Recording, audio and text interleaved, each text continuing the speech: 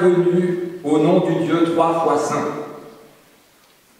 Alors le thème pour ce dimanche, pour ce matin, c'est les fruits de l'Esprit. Alors les fruits de l'Esprit de Dieu sont des fruits nourrissants. Ce sont des fruits performants. Ce sont des fruits vivifiants. Et tout à l'heure, nous verrons plus précisément que ce sont aussi des fruits savoureux et lumineux. On ne va pas en dire plus pour l'instant, mais on entre dans la louange en ouvrant nos cœurs à l'Esprit de Dieu. Et donc nous chantons sur votre feuillet le premier chant, Souffle du Dieu vivant, l'Esprit créateur, les 3 strophes.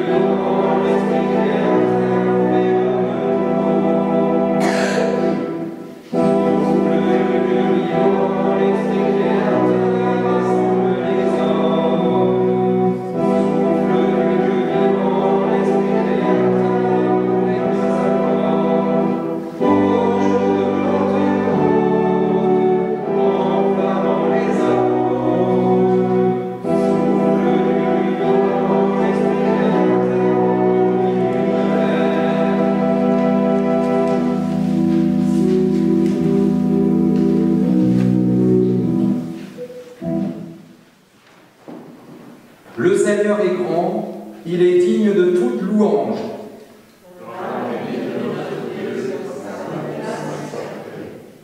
Belle est la colline, gaieté de toute la terre.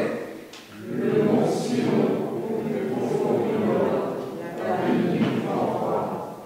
Dieu, dans les palais de la ville, est connu comme une citadelle.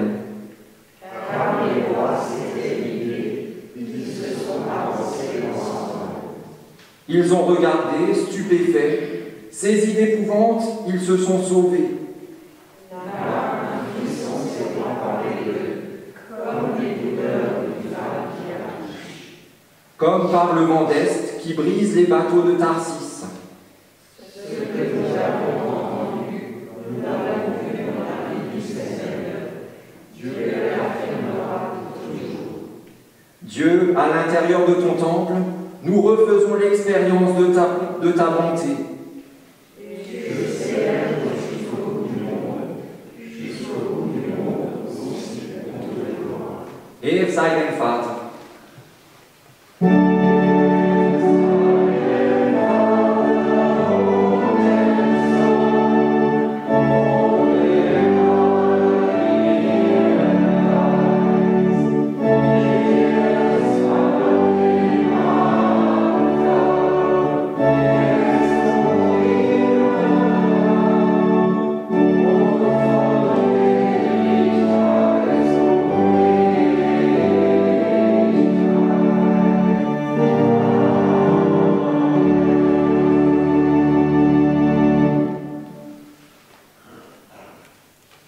Parce que nous sommes sûrs que Dieu nous aime, nous pouvons reconnaître devant lui ce qui nous sépare de lui. Dieu de toute grâce, nous l'entendrons à nouveau tout à l'heure, tu dis de nous que nous sommes sel de la terre et lumière du monde. Pourtant, ce n'est pas forcément les qualités que nous nous reconnaissons. Bien souvent, si nous brillons, c'est d'une pâle lueur. Bien souvent, si nous goûtons, c'est d'une triste saveur. Dieu de toute grâce, nous déposons à tes pieds tous ces manques de saveur, tous ces défauts de clarté. Et pour que nous puissions donner du goût et éclairer ce monde dans lequel nous vivons, nous te prions d'être présent et d'agir dans nos vies par la puissance de ta parole, de ton esprit et de ton amour. Oui, Seigneur, nous t'en prions, prends pitié de nous. Herr, erbarme dich.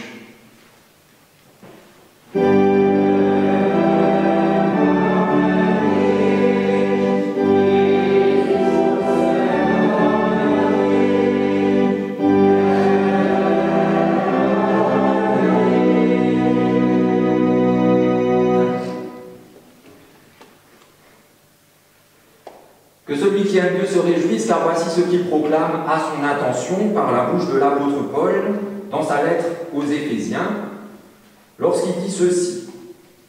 « Réveille-toi, toi qui dors, relève-toi d'entre les morts, et le Christ t'illuminera. » Jésus, le premier-né dans la vie parfaite, nous renouvelle dès cet instant. Sommes-nous tombés à terre sans force, dans un sommeil de mort, il nous redresse, nous remet debout et nous relance sur son chemin de lumière. Sommes-nous assaillis de toutes parts, frappés et même meurtris? Il nous protège, nous guérit et nous rend à la vie. Sommes-nous sans espérance, sans goût, submergés par les ténèbres? Il assaisonne et illumine nos vies de sa confiance sans faille. Pour sa bonté, chantons-lui notre reconnaissance, exaltons le Seigneur, Er sei Gott in der Höhe.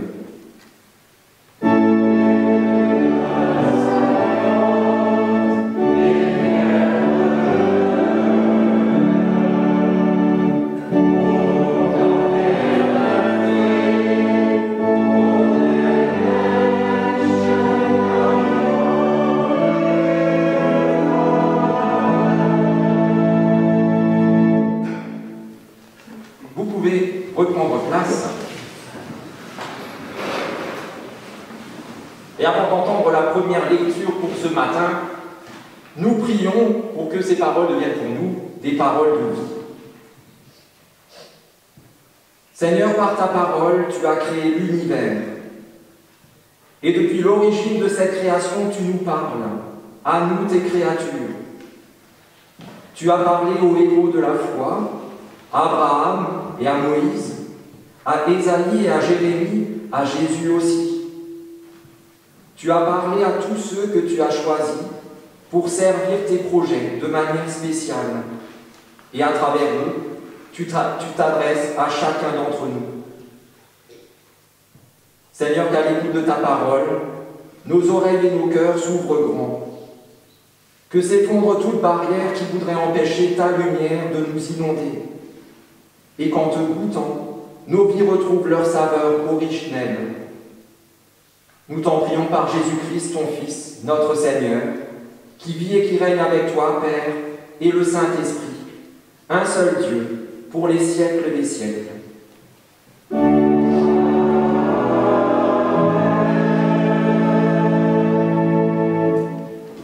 Et pour les lectures, Stéphane, tu l'avais prévu ou pas? Si, il vient, il vient. Ésaïe 2, les versets 1 à 5. Donc, Ésaïe 2, versets 1 à 5. Mais il sache qu'Ésaïe, fils d'Amoz, reçut du Seigneur concernant le royaume de Juda et la ville de Jérusalem. Un jour viendra, et ce sera définitif, où la montagne du temple se dressera au-dessus des collines, plus haut que les autres montagnes. Alors toutes les nations afflueront vers elle. Beaucoup de peuples s'y rendront. Ils diront, en route, montons à la montagne du Seigneur, à la maison du Dieu de Jacob. Il nous enseignera ce qu'il attend de nous, et nous suivrons le chemin qu'il nous trace. En effet, c'est de Sion que vient l'enseignement du Seigneur, c'est de Jérusalem que nous parvient sa parole. Il rendra son jugement entre les nations, il sera un arbitre pour tous les peuples. De leurs épées, ils forgeront des pioches, et de leurs lances, ils feront des faucilles. Il n'y aura plus d'agression d'une nation contre une autre. On ne s'exercera plus à la guerre. Vous, les descendants de Jacob, en route, marchons ensemble dans la lumière du Seigneur.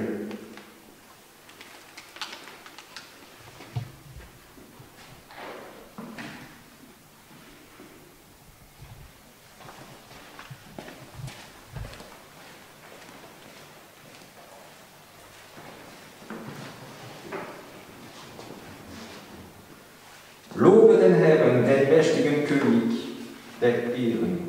Les 4 strophes, nous chantons.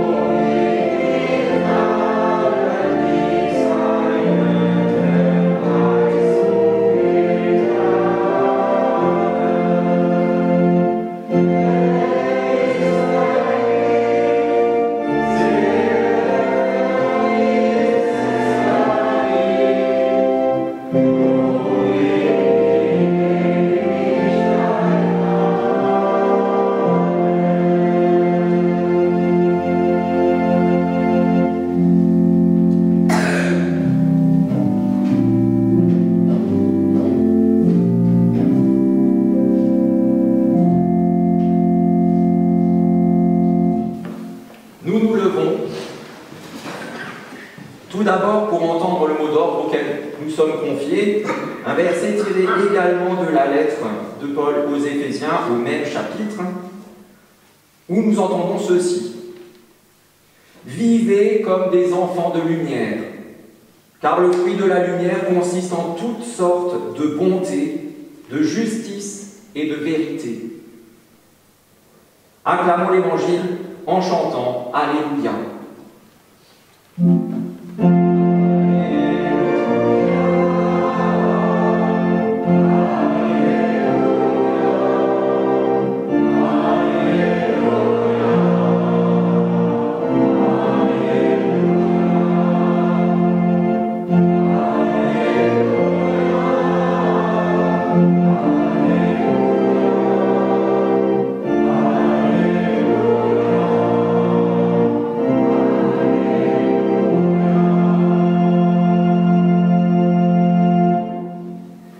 Et dans l'évangile de Matthieu, nous écoutons au chapitre 5 quelques versets.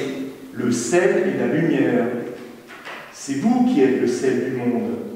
Mais si le sel perd son goût, comment pourrait-on le rendre de nouveau salé? Alors il n'est plus bon à rien. On le jette dehors et les gens marchent dessus. C'est vous qui êtes la lumière du monde. Une ville construite sur une montagne ne peut pas être cachée. On n'allume pas une lampe pour la mettre sous un seau. Au contraire, on la place sur son support, d'où elle éclaire tous ceux qui sont dans la maison. C'est ainsi que votre lumière doit briller devant les hommes, afin qu'ils voient le bien que vous faites et qu'ils louent votre Père qui est dans les cieux. Seigneur, ta parole est la vérité. Enseigne-nous à marcher selon ta vérité. L'obs à dire au Christ.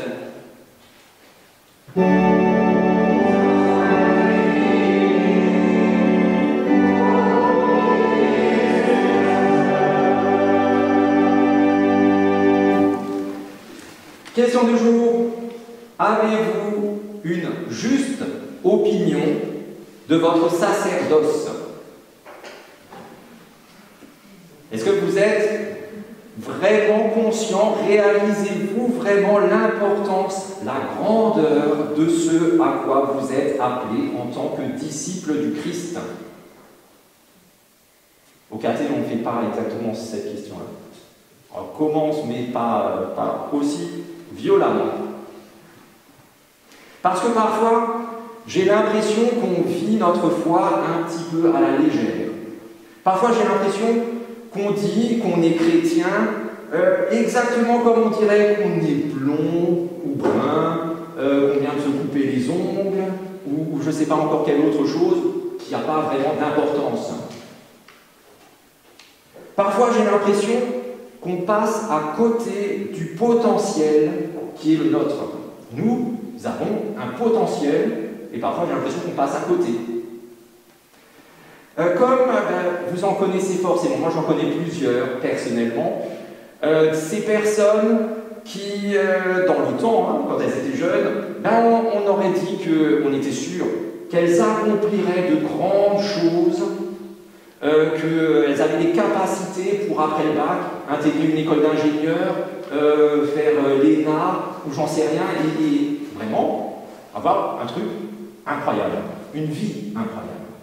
Et malheureusement, la vie, justement, a fait qu'à 14, 15, 16 ans, ces personnes se sont retrouvées soutien de famille et n'ont pas pu aller à la fac, même pas passer le bac parfois, et puis ont dû prendre un travail, comme on dit, purement alimentaire, et ont eu une vie totalement différente de ce qu'on imaginait, de ce qu'elles imaginaient, mais de ce qu'on imaginait pour elles.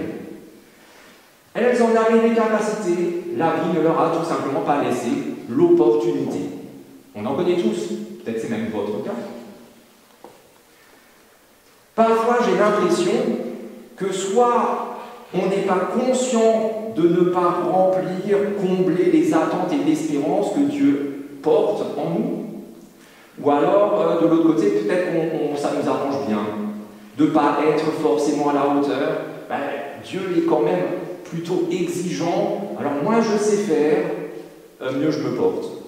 Moins il me demande. De toute façon, il sait que je n'y arriverai pas, donc il me laisse tranquille.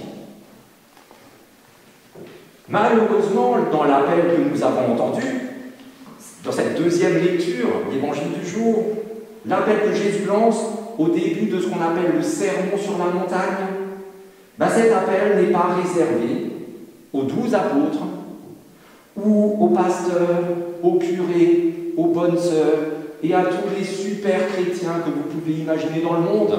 Si, c'est pour l'abbé Pierre, oui, ok, mais pas pour les autres. Non, c'est pour tout le monde.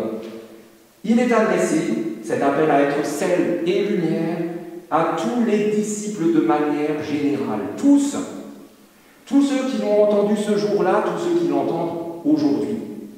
Jésus appelle tout chrétien à être sel et lumière. C'est ce qu'on a entendu. Alors dans cet appel, on peut déjà souligner une première subtilité. C'est une subtilité grammaticale. Au caté aussi, on fera des maths, un peu d'histoire, parfois, voilà, pas de la géo, là je suis nul.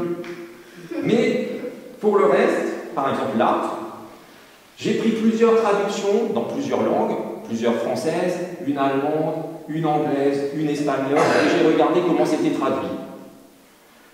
Vous êtes sel et lumière. Eh bien, c'est toujours traduit, vous êtes sel et lumière. Un présent de l'indicatif. Mais le grec, le verbe grec, on pourrait aussi le traduire par un impératif présent, ou futur peut-être même, en tout cas présent sûr. Soyez sel et lumière. Ça changerait déjà un petit peu. Devenez sel et lumière. Alors on pourrait s'étriper, s'écharper les uns les autres. Bon, moi je pense que c'est présent, indicatif, moi je pense que c'est plutôt l'autre, et hop, et puis on se tape dessus. C'est même pas la peine, parce que dans la pensée sémitique, rappelons que Jésus était un juif il y a 2000 ans, en Israël-Palestine, et bien dans sa pensée, la pensée de cette époque en tout cas, les deux sont liés. Dans la pensée sémitique, on distingue ce qui est terminé, achevé, on appelle ça accompli, et puis le passé, on va dire, et puis tout ce qui est en cours, le présent, et tout ce qui normalement devrait, le futur. Vous avez juste cette distinction-là. Et donc dans la phrase de Jésus, dans la parole de Jésus, on pourrait très bien entendre ceci. Vous qui m'écoutez, à l'époque, mais aujourd'hui aussi, hein, vous qui me suivez, vous qui avez attaché vos pas aux miens, vous êtes d'ores et déjà, maintenant, sel et lumière. Soyez-le, effectivement. Cette parole de Jésus, comme aussi celle des béatitudes, c'est juste avant. On aurait lu les quelques versets au-dessus. C'est les béatitudes, et ça vous les connaissez aussi.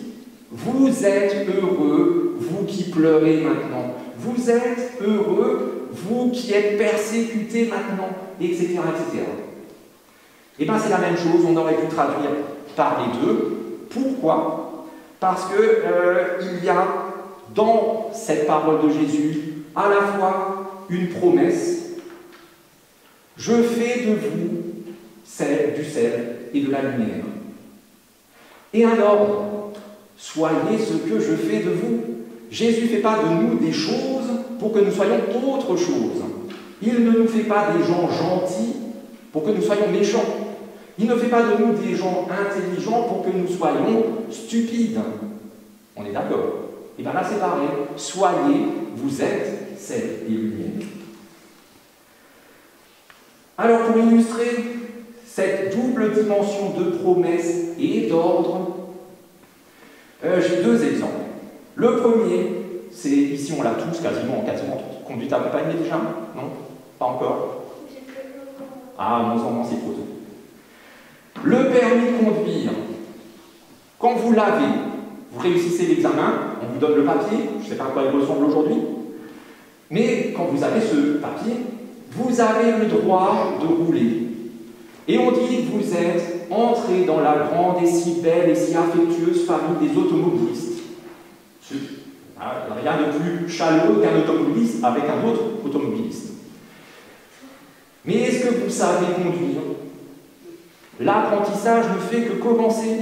Il va falloir encore des années jusqu'à ce que vous soyez un vrai bon conducteur. Un autre exemple, C'est comme une femme et un homme qui, je ne vais pas vous dire comment on fait les bébés, ça vous savez, peut-être à 11 ans, peut-être pas, mais c'est tant mieux. Vous avez déjà parlé de ça? Mince. Donc, un couple qui devient parent, c'est la même chose. Ils ont l'enfant, les deux sont les parents biologiques, les géniteurs, mais est-ce que ce sont vraiment des parents? Est-ce qu'ils font ce que doivent faire les parents? Est-ce qu'ils veillent sur l'enfant toute la nuit quand celui-là est malade? Est-ce qu'ils lui apportent tout ce qui est nécessaire pour sa vie et son éducation? Est-ce qu'ils l'aiment et sont présents à ses côtés en tout temps et en toutes circonstances? Parce que finalement, planter la graine, ben, c'est facile. Mais c'est pas ça, être parent. Venons-en à ce qu'on a évoqué, le potentiel qui est en nous, le potentiel que Jésus place en nous et qu'il attend de nous. Vous êtes sel de la terre et lumière du monde, soyez-le. Ainsi, nous sommes sel, du sel. Mais le sel, à quoi ça sert? Et là, je me tourne vers celle qui va répondre, parce que je pose des questions, personne ne répond jamais. Heureusement, t'es là. Lily, à quoi ça sert, le sel?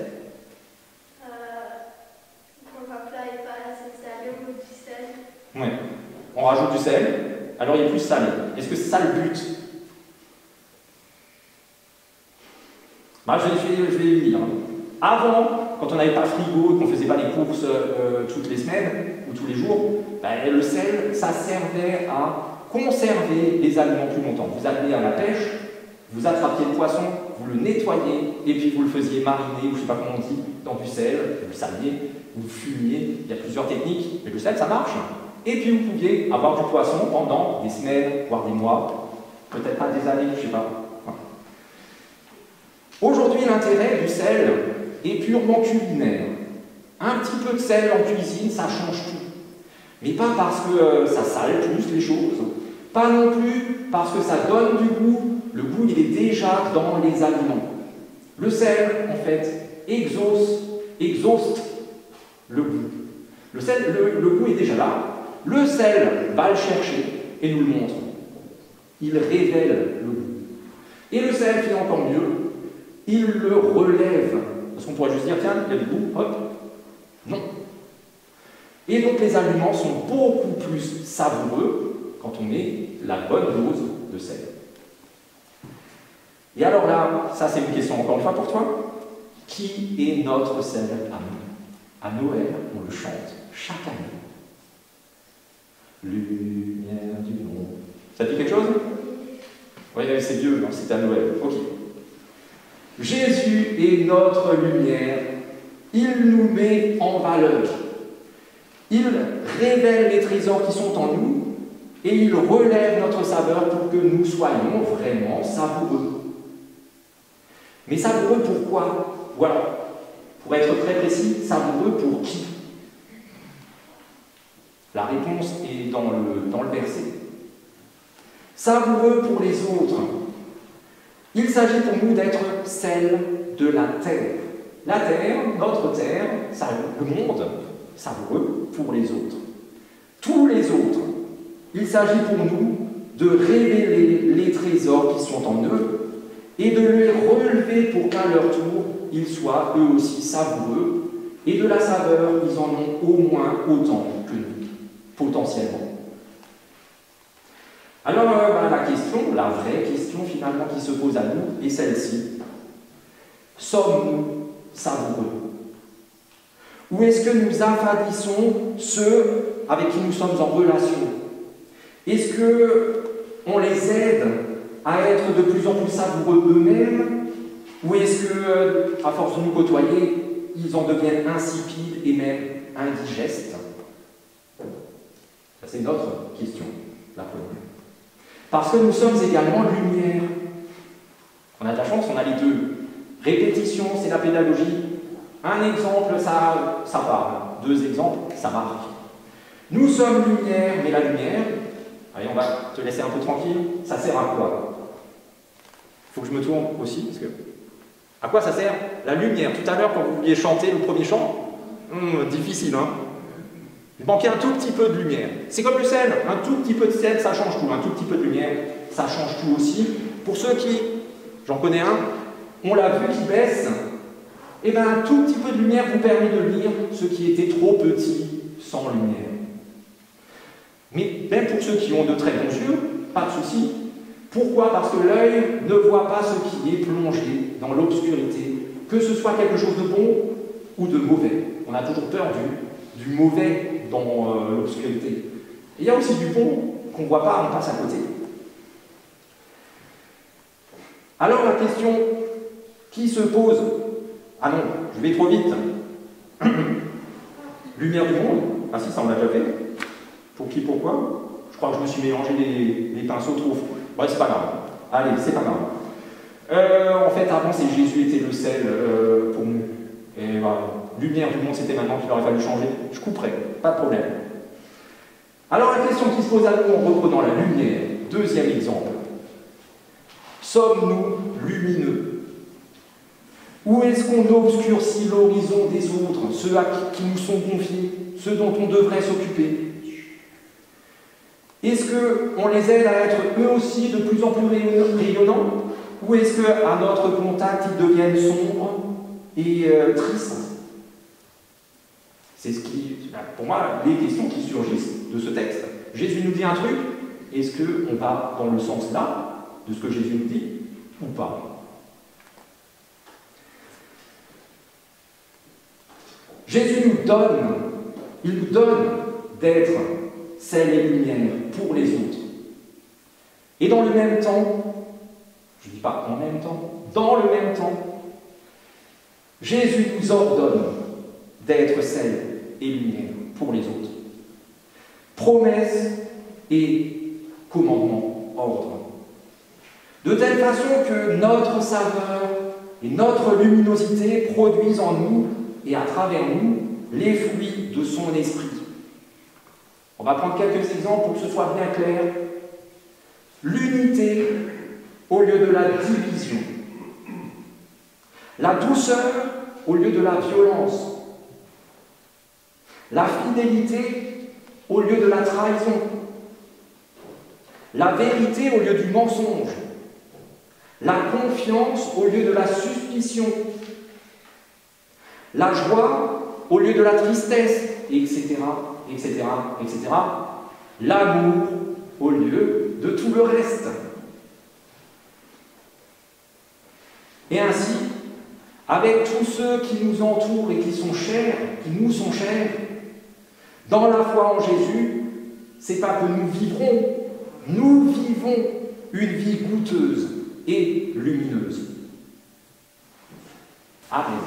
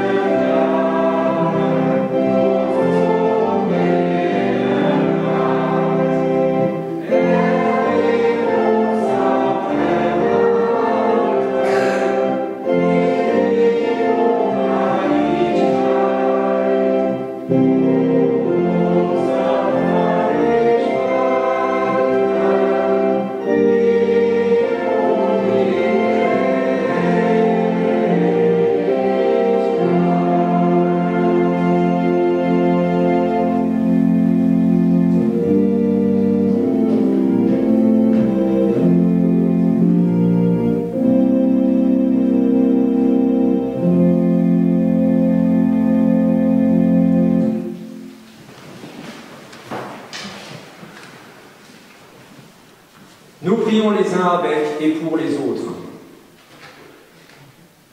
Dieu vivant, le chemin, la vérité et la vie se sont manifestés en ton Fils Jésus-Christ. En lui tu t'es fait nôtre et tu nous fais tiens. En son nom nous te prions pour que tu bénisses tes enfants dans le monde entier. Rends savoureux ce que nous partageons et lumineux ce que nous entreprenons, afin que nous soyons nous aussi sel de la terre et lumière du monde, témoins honnêtes de ton amour. Dieu vivant, donne-nous la sagesse et le courage d'oser des paroles encourageantes et dignes de toi, des paroles qui s'incarnent en actes de justice et de paix, des paroles qui partagent Jésus le Christ, paroles divines au cœur de l'humanité, bonne nouvelle pour tous les humains de bonne volonté. Dieu vivant, nous te prions pour tous ceux qui sont dans la joie et qui connaissent le succès dans ce qu'ils entreprennent. Donne-leur de reconnaître la source de toute bonté, la source de tout don parfait, pour que leur cœur te rende grâce et n'oublie pas de se tourner vers les plus faibles, les moins chanceux, les moins joyeux. Dieu vivant, nous te prions pour tous ceux qui sont fatigués par la peine et les soucis, comme aussi par le deuil. renouvelle leurs forces et donne-leur l'assurance d'un monde meilleur, afin qu'ils puissent traverser l'épreuve avec une patience et une espérance sans faille. Dieu vivant, nous te prions pour notre propre vie et pour notre propre mort. Donne-nous de mûrir dans la foi et dans l'amour, jusqu'au jour où, avec tous les élus, nous goûterons ta saveur et ta lumière. Dieu vivant, en ton Fils Jésus-Christ, tu nous rends vivants. Ainsi nous unissons nos cœurs et nos voix pour te louer avec les paroles de vie qu'il nous a lui-même apprises. Notre Père, qui es aux cieux, que ton nom soit sanctifié, que ton règne vienne, que ta volonté soit faite sur la terre comme au ciel. Donne-nous aujourd'hui notre pain de ce jour. Pardonne-nous nos offenses, comme nous pardonnons aussi à ceux qui nous ont offensés. Et ne nous soumets pas à la tentation, mais délivre-nous du mal, car c'est à toi l'appartient, le règne, la puissance et la gloire, au siècle des siècles.